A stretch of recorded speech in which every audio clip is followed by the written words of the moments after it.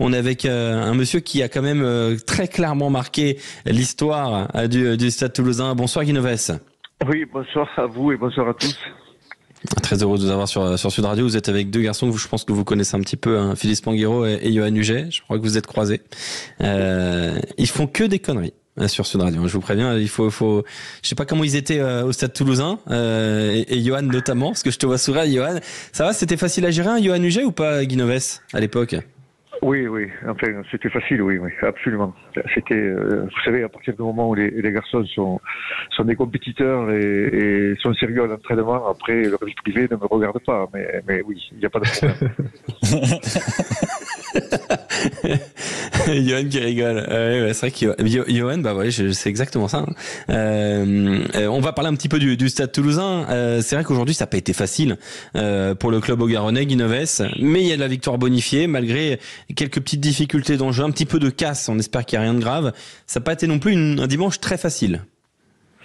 Écoutez, je crois que c'est la meilleure des choses qui pouvait arriver au Stade Toulousain à l'heure actuelle, c'est-à-dire arriver aux objectifs fixés. 4 victoires, 4 bonus offensifs, et puis finalement un match pas si simple que ça, même si la fin de match évidemment se tourne pour le Stade Toulousain, mais quelque part ça permet au coach et au staff de pouvoir avoir des choses à dire sur un match qui finalement est une sorte de remise en question, mais malgré tout l'objectif est atteint. Un objectif atteint, est-ce que tu partages cette idée-là toi aussi, Johan? Cette idée de l'objectif atteint et de la difficulté, c'est pas forcément négatif. Ça fait aussi un peu progresser ce Stade Toulousain. Oui, bonsoir Guy. Non, bien sûr, c'est l'objectif est atteint, mais c'est le discours, comme je disais, que tout le monde a eu toute la semaine. Et cette équipe de Basse, tout le monde ne la prenait pas forcément au sérieux. Et au final, je pense que les joueurs inconsciemment, ils tombent un peu dans ce piège, malgré ces 2 essais en 20 minutes. Et ils se sont dit ça va le faire, et au final ça a été très compliqué, mais on a vu des joueurs qui ont eu la ressource d'aller jusqu'aux 10 dernières minutes, aller chercher ce bonus offensif et de finir avec plus de 30 points comme je le répétais. Donc c'était objectif atteint, validé, et voilà, on ferme la page de la Champions Cup maintenant, et ils vont repasser pour certains en tournoi destination et pour d'autres en top 14. Oui, avec pas mal pas mal de joueurs appelés, 9 joueurs appelés par le staff de Fabien Galtier, 9 joueurs du Stade Toulousain. Il y a la période des doublons qui arrive, qui va être pas évidente à gérer. Ça, c'est toujours une période très très compliquée, Guy, que vous avez dû affronter aussi pendant des années et des années. Et cette année, pour le Stade Toulousain, ça va être encore très difficile. 9 joueurs appelés sur 34, c'est quand même énorme.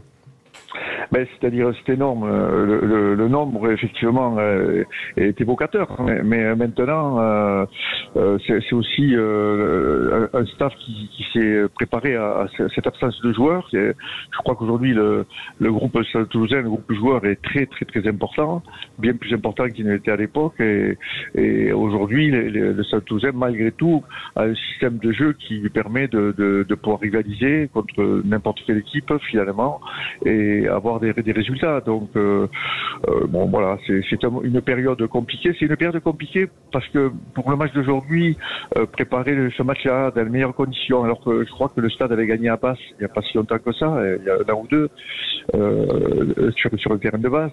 Donc le départ de certains en équipe de France, le fait de pas oser s'engager finalement se faire mal, tout ça, ce sont des petits ingrédients qui sont difficiles à gérer. Mais malgré tout, je pense que le Stade a encore une fois un ressort gagnant. Parlons rapidement de l'équipe de France, Guy. Je le disais tout à l'heure, j'ai grainé tout à l'heure les 34 joueurs qui vont donc composer la liste de cette équipe de France. Est-ce qu'il y a des surprises? Est-ce que vous avez noté des choses particulières, Guy Novès, lors de l'annonce de cette liste des 34? Non, il n'y a pas de surprise. Je crois que c'est un effectif qui est passé de très près sur ce résultat de Coupe du Monde. On en a assez parlé. J'imagine que les meilleurs joueurs sont de rendez-vous. Cette génération est vraiment époustouflante, avec des joueurs capables de faire d'énormes différences, que ce soit à Toulouse, à Bordeaux, à La Rochelle. Enfin, les joueurs qui composent aujourd'hui les équipes de France sont vraiment merveilleux. Et puis l'arrivée l'arrivée, toujours pareil, la formation, l'arrivée de ces jeunes qui ont été plusieurs fois champions du monde, je crois 3 années consécutives, champions du monde. Donc effectivement, il y a un vivier qui arrive, qui est vraiment, qui n'a que l'expérience à acquérir, et puis mais des joueurs qui sont déjà des joueurs de très haut niveau. Tout à l'heure, Daniel Herrero souhaitait une évolution en termes de jeu, un peu plus de mouvement. Il estimait peut-être que certains joueurs, notamment de Porter, Gailleton, allaient vers le sens d'un jeu un peu plus développé. Ou est-ce qu'on va rester dans la continuité? Quel est votre avis, Guy? Mais à mon avis, c'est le staff qui définira le jeu adopté. Les joueurs sont capables de jouer quasiment n'importe quel jeu aujourd'hui, même si, par exemple, le jeu que l'on voit au Stade Toulousain est peut-être un peu différent de celui que l'on voit à Toulon. Mais malgré tout, c'est le staff qui définit ce jeu. On sait qu'on a des joueurs capables de produire, d'écarter les ballons, de porter le ballon, d'essayer de se faire des passes systématiquement avant de passer par le sol, d'essayer de donner de la vitesse. Mais effectivement, ce que peut-être on n'a pas trop vu au niveau de la Coupe du Monde, même si les oppositions sont quand même très très très solides à ce niveau-là, au niveau des meilleures équipes. Mais je pense que encore une fois, c'est les joueurs qui composent le staff, enfin l'équipe de France, et les 34 joueurs sélectionnés sont capables de produire.